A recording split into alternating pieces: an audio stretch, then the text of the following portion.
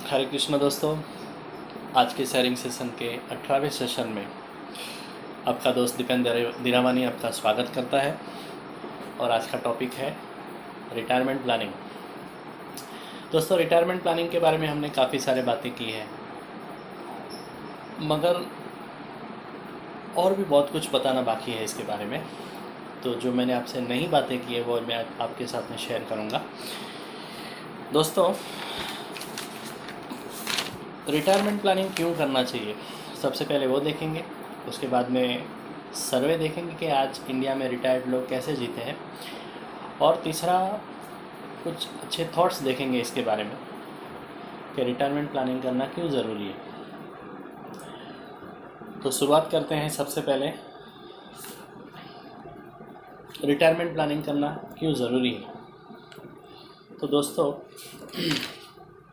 इसमें सबसे पहला लाइफस्टाइल मेंटेनेंस।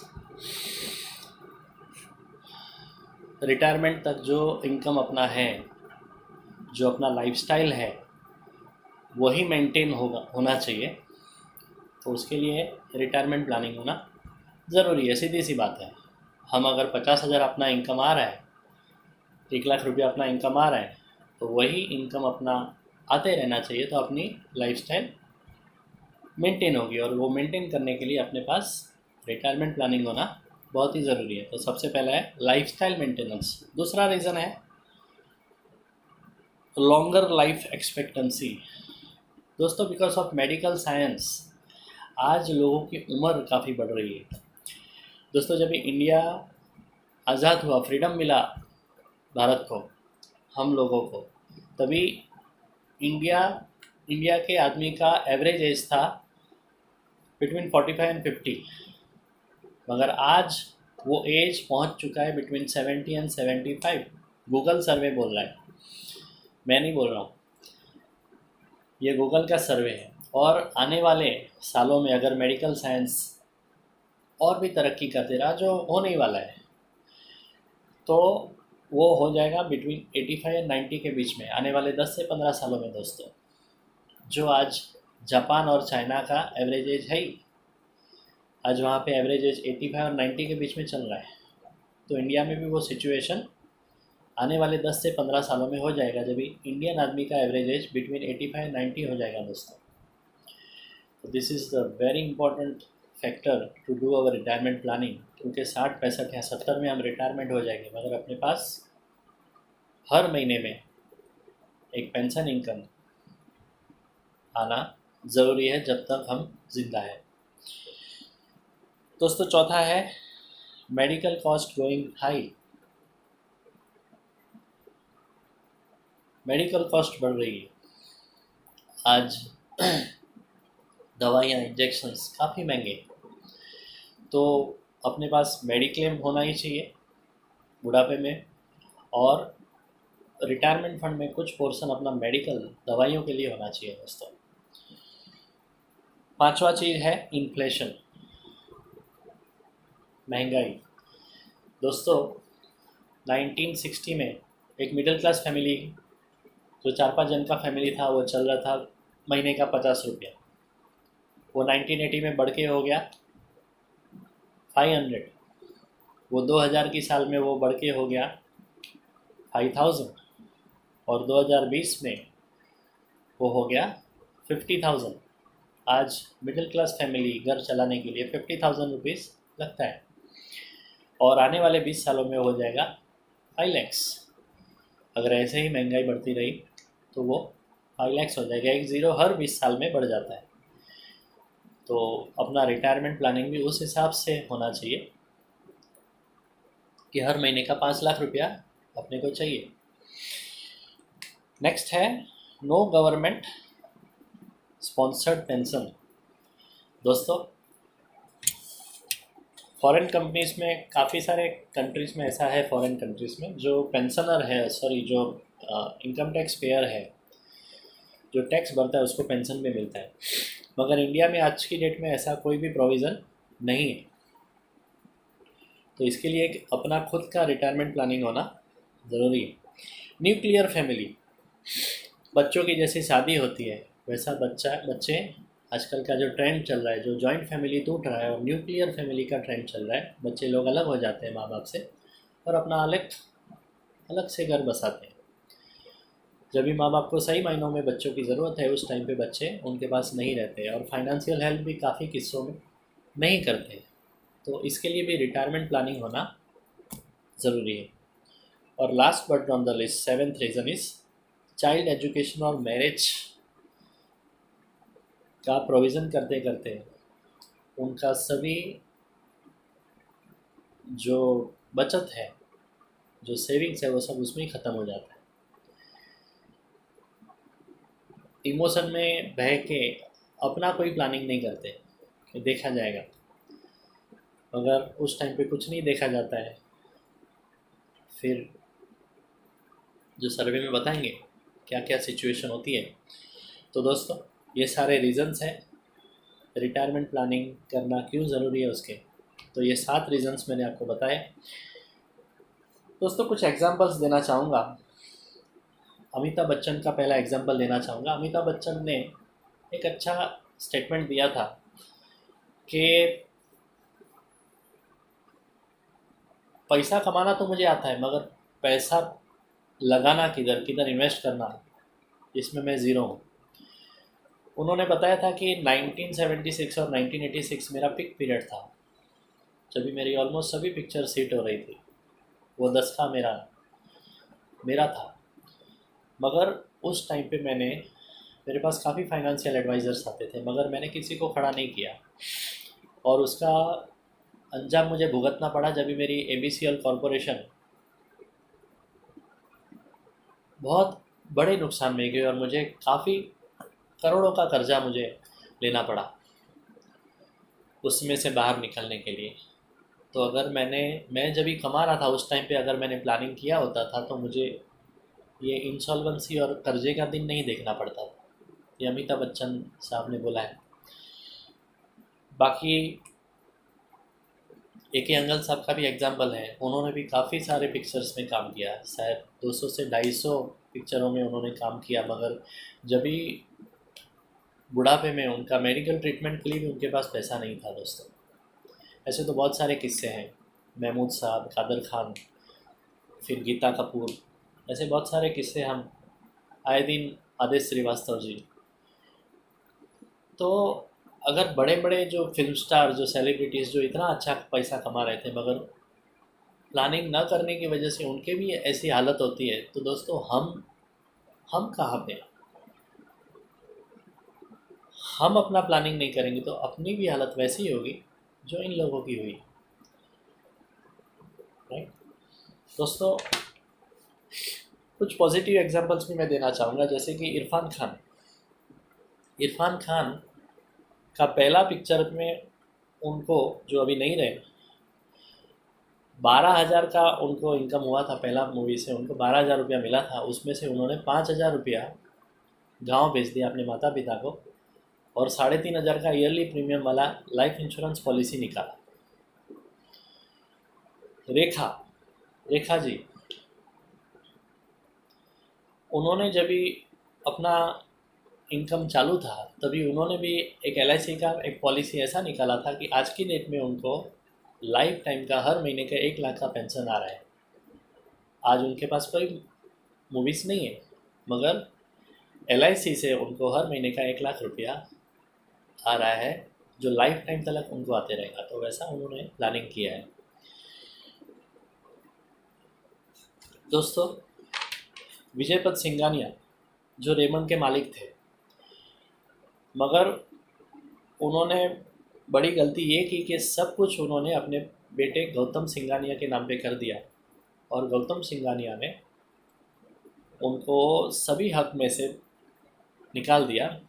और आज की डेट में विजयपत सिंघानिया, जो एक ज़माने में रेमंड के मालिक थे, वो आज बहुत ही लोअर मिडिल क्लास सिचुएशन में जी रहे हैं। तो ऐसे काफ़ी सारे किस्से हैं, काफ़ी सारे एग्जाम्पल्स हैं।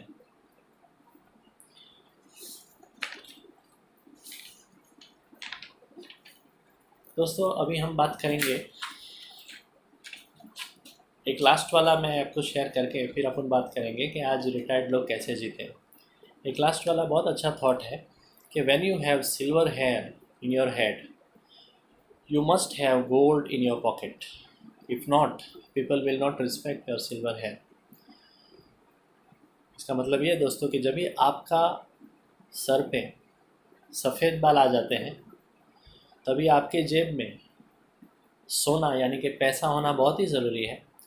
मगर अगर ऐसा नहीं है तो लोग आपके सफ़ेद बाल की इज्जत नहीं करते हैं। वेरी इंपॉर्टेंट दोस्तों, retirement planning is very important.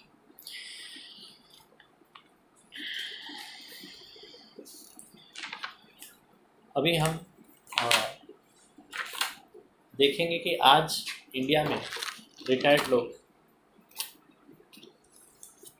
कैसे जीते हैं। तो दोस्तों ऐसा देखा जा रहा है कि 54% पीपल आर डिपेंडेंट, अपने बच्चों के ऊपर डिपेंडेंट बन के जीते हैं और छोटी छोटी ज़रूरत के लिए उनको बच्चों के सामने हाथ फैलाना पड़ता है। 36% हैव डाइड, वो बेचारे मर चुके हैं। 5% आर स्टिल वर्किंग, 65 की एज में उनको काम करना पड़ रहा है, कंपलसरीली काम करना पड़ रहा है, क्योंकि ना ही उनको उनका बेटा देख रहा है, ना ही और कोई उनको देख रहा है, और ना ही उन्होंने कोई बचत की है। तो उनका घर चलाने के लिए, खाने पीने के लिए उनको काम करना कंपलसरी। फोर्थ कैटेगरी है 4% आर इंडिपेंडेंट पीपल। वो जब भी कमा रहे थे तभी उन्होंने ऐसा कुछ प्लान करके रखा है कि उनको इनकम आ रहा है और वो इंडिपेंडेंट है, किसी के सामने हाथ फैलाने की बारी नहीं आ रही है, वो किसी के ऊपर आधारित बन के नहीं जी रहे हैं। And 1% are very much healthy, उनके पास बहुत सारा पैसा है, दे आर हेल्दी पीपल। उन्होंने बहुत ही अच्छा कमाया और बहुत बढ़िया प्लानिंग किया कि आज की डेट में भी उनके पास बहुत पैसा है। दोस्तों तो हमें ये डिसाइड करना है कि हमें कौन सी कैटेगरी में आना है। अगर रिटायरमेंट प्लानिंग किया है तो हम इंडिपेंडेंट 4% वाली कैटेगरी में आएंगे, या तो 1% वाली कैटेगरी में आएंगे जो बहुत ही वेल्दी है। और अगर नहीं किया है तो अपने हाथ में दो ही सिचुएशन है, या तो हम बच्चों के सामने आधारित बन के जिएंगे, 54% पीपल आर डिपेंडेंट जैसे हैं, एंड या तो फिर उस एज में भी हमें काम करना कंपलसरी हो जाएगा दोस्तों। तो हमें डिसाइड करना है कि हमें कहाँ पे जाना है दोस्तों। तो यहाँ पे ये सर्वे का ख़त्म हो रहा है और लास्ट में हम ये देखेंगे, कुछ थॉट्स देखेंगे जो बहुत ही अच्छे थॉट्स हैं। पहला है, जब हमें कोई बात सही समय पर नहीं समझ आए तो ज़िंदगी हमें वो बात गलत समय पर समझा देगी।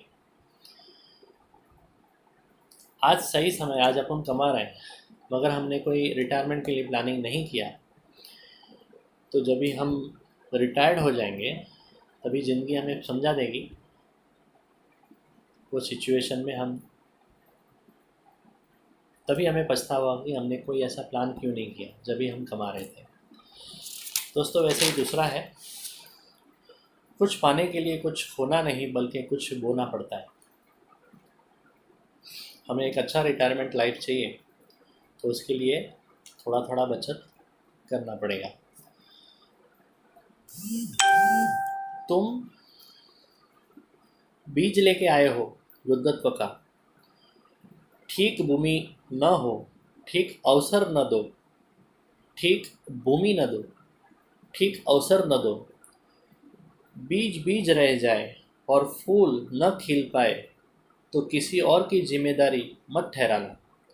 तुम्हारे अतिरिक्त न कोई तुम्हारा मित्र है न कोई शत्रु, तुम्हारे अतिरिक्त न कोई तुम्हें मिटा सकता है न कोई बना, तुम्हारे अतिरिक्त न कोई दुख है न कोई सुख, तुम ही नर्क हो तुम्हारे और तुम ही स्वर्ग, ऐसे ओशो रजनीश बोलते हैं। तो मतलब यही दोस्तों कि हमारा रिटायरमेंट प्लान हमारे के अलावा कोई नहीं कर सकता है, हमें ही करना पड़ेगा। और एक बहुत अच्छा थॉट है, being rich is having money, being rich is having money, being wealthy is having money with time. Have you started your retirement planning to become wealthy? जिसके पास पैसा है वो रिच है, मगर जिसके पास पैसे के साथ टाइम है वो वेल्दी है दोस्तों। तो रिटायरमेंट में हमारे पास टाइम ही टाइम है, मगर उसके साथ में पैसा भी है तो हम वेल्दी कहलाएंगे। तो क्या बोलते हैं, have you started your retirement planning to become wealthy? हमने अपना रिटायरमेंट प्लान स्टार्ट किया है वेल्दी बनने के लिए। वेरी इंपॉर्टेंट दोस्तों। पैसे वाला बनना है तो पैसे कमाने होंगे, और पैसे वाला रहना है तो पैसे बचाने होंगे। बहुत बढ़िया सेंटेंस है दोस्तों। पैसे वाला बनना है तो पैसे कमाने होंगे, और पैसे वाला रहना है तो पैसे बचाने होंगे। मैंने एक बुजुर्ग से पूछा, आज के समय में सच्ची इज्जत किसकी होती है? मैंने एक बुजुर्ग से पूछा कि आज के समय में सच्ची इज्जत किसकी होती है? तो बुजुर्ग ने जवाब दिया, इज्जत किसी इंसान की नहीं होती, ज़रूरत की होती है। ज़रूरत ख़त्म तो इज्जत ख़त्म। दोस्तों, तो हमें यही सीख मिलती है कि हम ज़िंदगी भर एक बोले ना, किसी को ज़रूरत है वैसे बने रहे। हमारी ज़रूरत लोगों को हमेशा रहनी चाहिए। हम लोगों के हमेशा कुछ न कुछ काम आने चाहिए, तो ही अपनी इज्जत ज़िंदगी भर के लिए बनी रहेगी दोस्तों। तो दोस्तों, यहाँ पे हम ख़त्म करेंगे आज का session. Thank you very much. Good night, शुभ रात्रि, हरे कृष्णा। कल एक नए टॉपिक के साथ फिर मिलेंगे और आपसे शेयर करेंगे। तब तक के लिए आज्ञा दें। नमस्कार, आपका दोस्त दीपेंद्र धीरावानी आपसे आज्ञा चाहता है। Thank you very much. Hare Krishna.